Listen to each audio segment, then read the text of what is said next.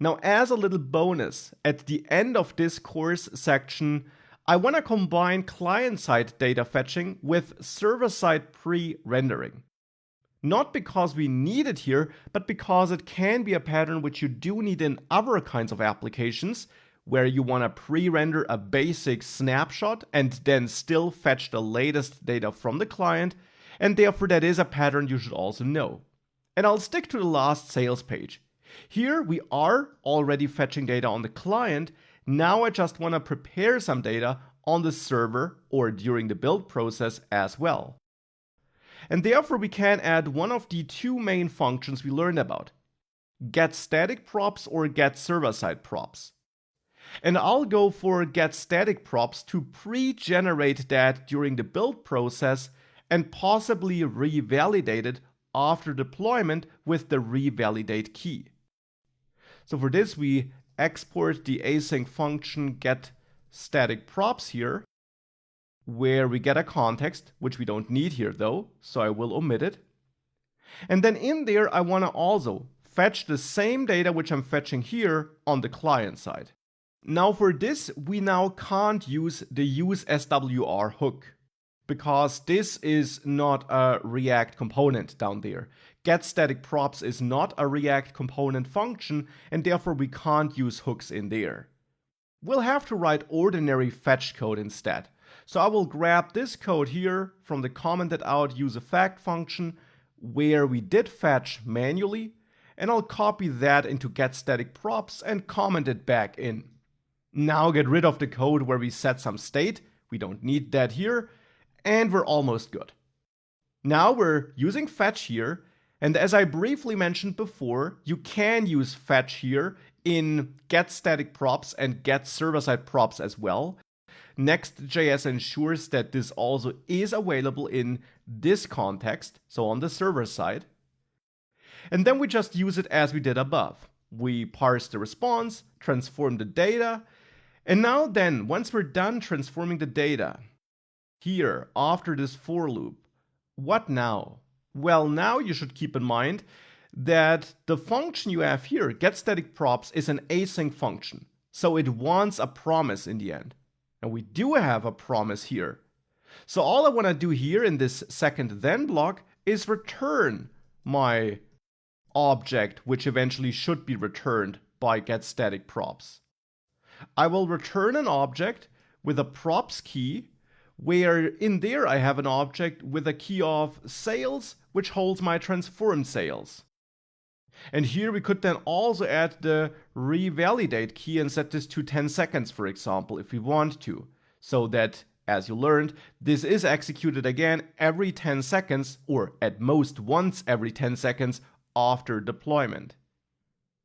And now we just also need to return the overall promise chain by adding a return statement here in front of fetch, so that the overall promise with all its step and the final data here is returned by getStaticProps.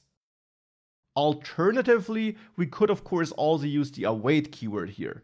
Then in the end, we just would have written response equals await fetch.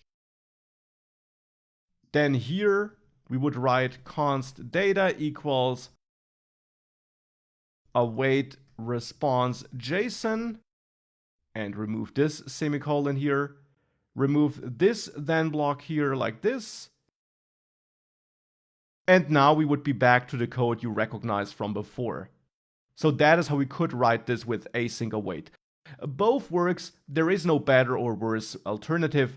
It's just different syntax for the exactly same operation. So now we return our data as part of the props, and therefore now here in the last sales page, we of course should accept props again and do something with those sales we receive. The question now just is, what should we do with them?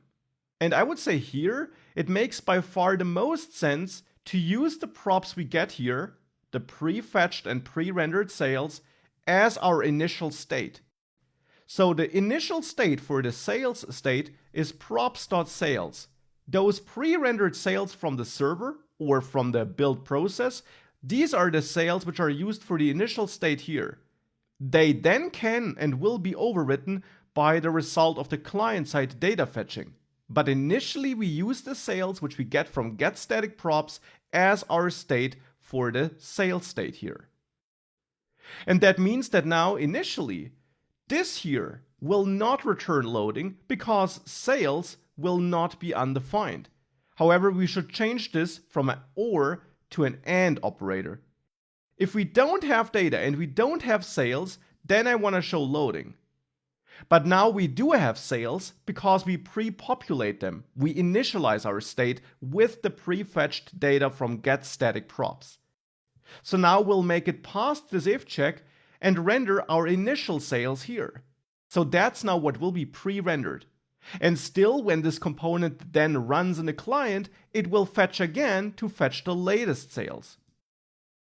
So if I save this here and I reload this page, now we see what we saw before, but if we view the page source, we see now that our sales data here is part of that pre-rendered page. And that's a difference compared to before. Now if we reload again, and the data would have changed between the point of time it was pre-rendered and prepared, and we visited this page, if the data would have changed here, then we would see the updated data here, since it is fetched in the client, but not here in the page source. Now that's hard to simulate here in development, since this will always trigger getStaticProps for every visit, but it's easier to show if I build this for production and I remove revalidate, so that this is not revalidated after running it in production, because that again will make it hard to kind of catch this page in an outdated state. So if I disable revalidate here, and I now run npm run build, so now we build a snapshot of this page once during the build process and never thereafter, then we'll see what I just said in action. So now last sales was statically pre-generated, as we can tell. And now if I run npm start to start that production server with the production ready bundle, if I reload here again, in the page source, we see our data. But if I now go to Firebase and I add a third sale here, s3, with a username of Julie, and give this a volume of 70, let's say. If we do that, and we reload last sales again, actually we don't even need to reload, because this SWR hook saw that this page got focus and it automatically refetched data. That's part of the magic this hook does. But otherwise, if we would have reloaded, it also would have fetched that data again. But in the page source of the pre-rendered page, we don't see Julie anywhere, because it was not there when we pre-rendered the page, when getStaticProps ran, but it is there once we view this in the browser, because then this code runs on the client side, this component code, and the client side data fetching kicks in. So this hopefully also is clear, and combining pre-rendering with client-side data fetching can sometimes lead to the best possible user experience, because you have some data right from the start and you then update it from inside the browser.